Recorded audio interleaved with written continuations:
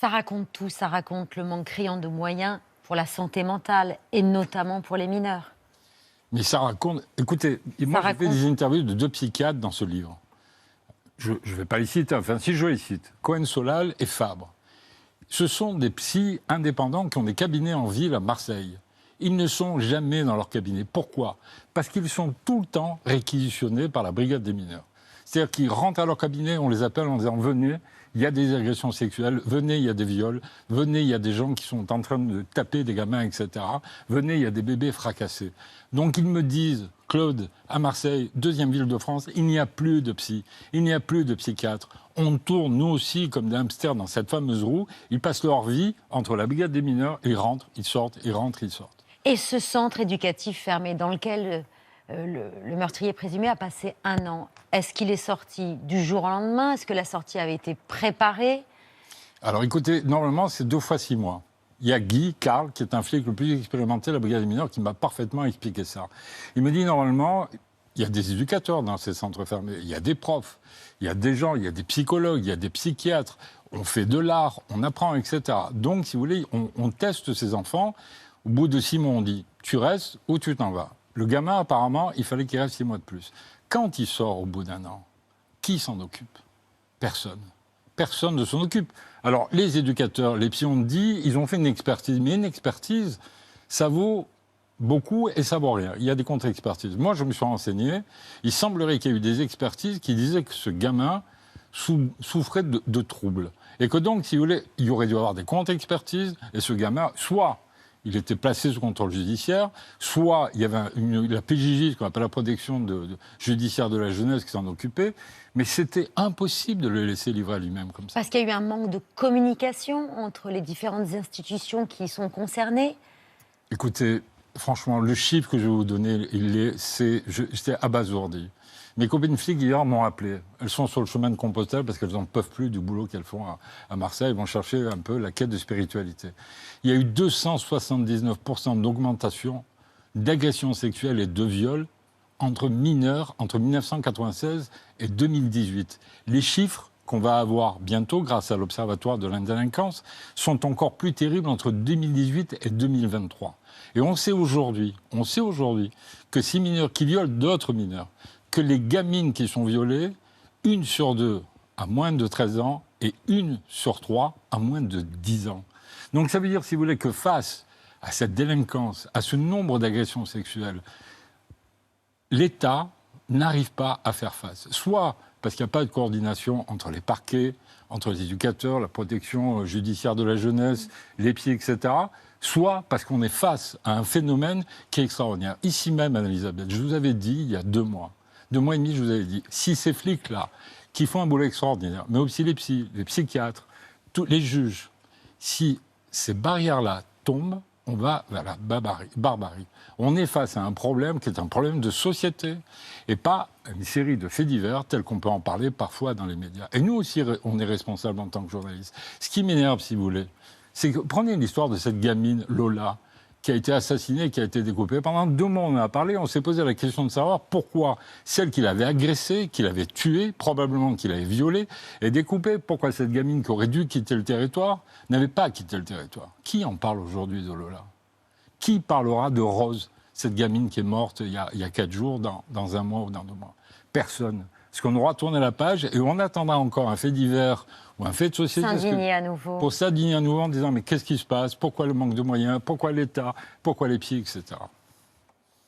Pierre. Pour revenir au dossier de Rose précisément, vous l'avez dit, évoqué en février 2022, cet adolescent alors âgé de 15 ans a été mis en examen pour séquestration, viol et agression sur mineur. Il avait attaché 2 garçons de 10 et 11 ans à un arbre. Il leur avait imposé des fellations. Il avait également mis le feu aux feuilles en bas de l'arbre, comme l'a confirmé aujourd'hui à nos confrères de BFM TV la mère de l'un des 2 garçons. Ils étaient dehors en train de jouer comme tout autre enfant. Ils étaient en train de jouer et il les a appelés, il leur a dit de venir, il va leur montrer quelque chose. Et il les a emmenés. Il les a attachés et il a voulu, avec son briquet, il a voulu allumer les feuilles pour qu'ils brûlent, les enfants. Mais il n'a pas réussi parce qu'un autre enfant a sauvé des enfants. Et du coup, ils ont réussi à s'échapper. Aujourd'hui, il y aurait eu peut-être 2 morts en plus. Après ces faits, l'adolescent a donc été mis sous contrôle judiciaire et placé, vous l'avez évoqué, dans un centre éducatif fermé. Et l'expertise psychiatrique à l'époque avait conclu à l'absence de troubles mentaux. Ce qu'a rappelé hier le procureur de la République d'Épinal, avant de livrer les conclusions de la nouvelle expertise effectuée dans le cadre du meurtre de la petite Rose.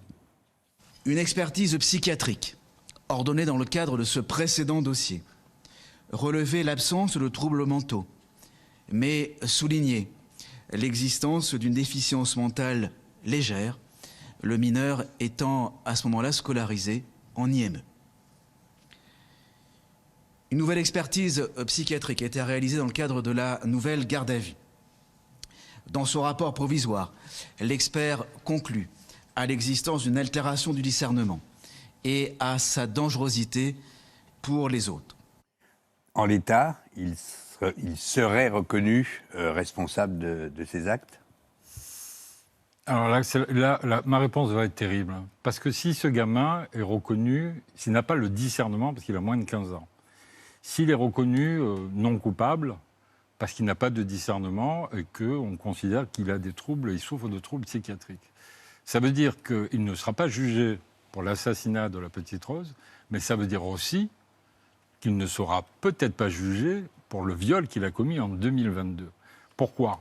Tout simplement pour une raison qui est toute simple. Quand un gamin rentre à la brigade des mineurs, il y a 3 choses qui doivent être faites. 3 choses. C'est pas compliqué. La première, on regarde la légalité. Qu'est-ce qu'il a fait ? Est-ce qu'il est passible du code pénal pour un mineur de moins de 15 ans ? Ensuite, le moral. Est-ce qu'il a du discernement, la morale, ou pas de discernement ?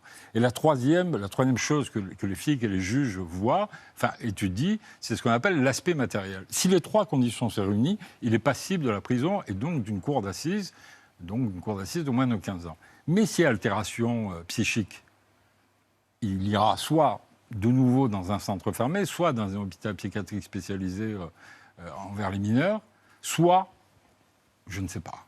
Et donc, si vous voulez, là, moi, j'ai appelé mes copines flics, j'ai appelé les juges, ils m'ont dit, mais Claude, on risque de se trouver face à un double crime, celui de 2022 et celui d'aujourd'hui, puisqu'il est altéré psychiatriquement, où il ne sera pas jugé. Et donc, ce qu'il faut que vous compreniez, c'est que des gamins comme ça, quand j'étais à la brigade des mineurs, des gamins pas sur des affaires aussi graves, mais j'en ai croisé plein. Des gamins de 10 ans, 12 ans, 13 ans, qui parlent de pornographie, qui parlent de sexe, qui parlent d'agression, qui parlent de prostitution, etc. C'est incroyable.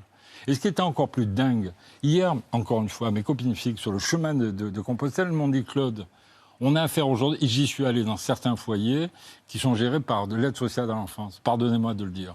Mais il y a des foyers qui sont devenus de véritables centres de prostitution pour les mineurs, parce que ce sont des foyers ouverts, ça rentre, ça sort, et vous avez des clients qui viennent, qui rentrent, et qui se servent de jeunes filles comme des esclaves. Vous avez, dans certaines grandes villes, des foyers qui sont de véritables plans stupes. C'est là, alors je ne dis pas que c'est général, mais quand moi je suis alerté, quand je vis ce que j'ai vécu pendant 2 mois et demi, à tel point que je suis en psychothérapie depuis 6 mois, et ça continue, et les gens continuent de témoigner, vous dites, c'est pas possible. Où on en est ? Il y a aussi des foyers où il y a 3 éducateurs, j'en ai visité 2 centres éducatifs fermés. Il y a aussi des foyers où il y a 17 enfants, il y a seulement 2 éducateurs. Parce qu'on parle de tout ça, mais aussi, c'est aussi un manque de moyens. Anne-Elisabeth l'a dit tout à l'heure, j'ai visité des foyers où il y a 3-4 enfants dans une chambre. C'est-à-dire que les éducateurs, il y en a certains qui font un travail exceptionnel aussi. Si on ne leur donne pas les moyens de le faire, c'est compliqué. Mais vous avez raison, mais on manque de foyers, on manque de familles d'accueil, on manque d'éducateurs, on manque de psy. Vous avez, dans le Var, il y a 2 mois, il y avait une famille qui n'arrivait plus à faire face à ces gamins. Les 2 gamins ont été placés dans les familles d'accueil. 3 mois après, 2 des enfants ont été violés par des mineurs à l'intérieur des familles d'accueil qui sont placés sous la responsabilité de l'aide sociale à l'enfance. Dire aujourd'hui qu'on manque de moyens, c'est à la fois tout et c'est rien. Parce que l'hôpital manque de moyens, l'école manque de moyens, la police manque de moyens, tout le monde manque de moyens. Mais qu'est-ce qu'on fait ? Qu'est-ce qu'on fait dans la réalité des faits ? Pourquoi et comment pourquoi ça se produit et comment on fait pour que ça s'arrête, que le désastre s'arrête ?